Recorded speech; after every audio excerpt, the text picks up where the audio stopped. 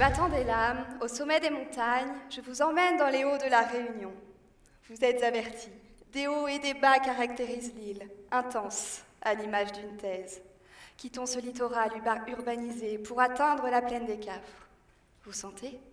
La température diminue, la brume apparaît, l'habitat se fait plus diffus et des friches côtoient les premières prairies aménagées. Rejoignons la grande ferme, écart résidentiel au cœur des pâturages, proche de la route du volcan. Mais non, pas de tourisme pour nous aujourd'hui.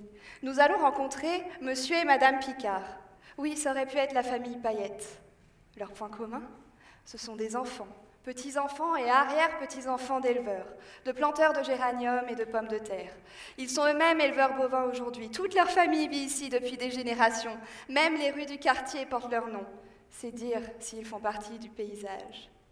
Ils sont fiers d'avoir bâti ce territoire par une agriculture diversifiée, puis en se spécialisant dans l'élevage.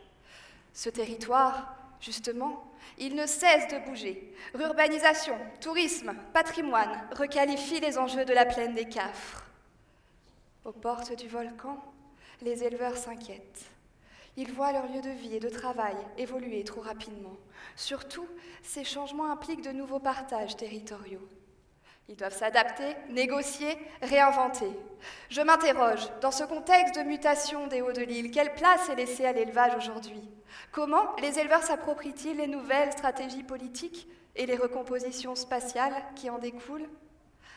Alors, j'échange avec eux sur leur métier, son évolution et sur leur expérience vécue. Je retrace leur trajectoire sociale, familiale. Je révèle leurs pratiques, leur vie au-delà de la technique. Rendre l'exotique quotidien et donner de la voix. Connaître d'assez près et analyser d'assez loin. J'élargis en rencontrant d'autres professionnels, des institutions et des pouvoirs publics. Je construis des réseaux d'acteurs pour mettre en évidence les processus sociaux en interaction dans une gestion multi-usage d'un même territoire. Pour ce faire, j'ai dans ma besace mon manuel de sociologie, celui de géographie et je croise les concepts. J'y ajoute mon carnet, mon dictaphone, je joue à l'anthropologue et je mène mon enquête.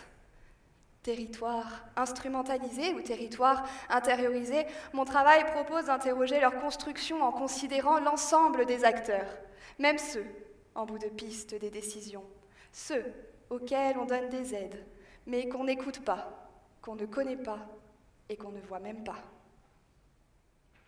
Merci Estelle.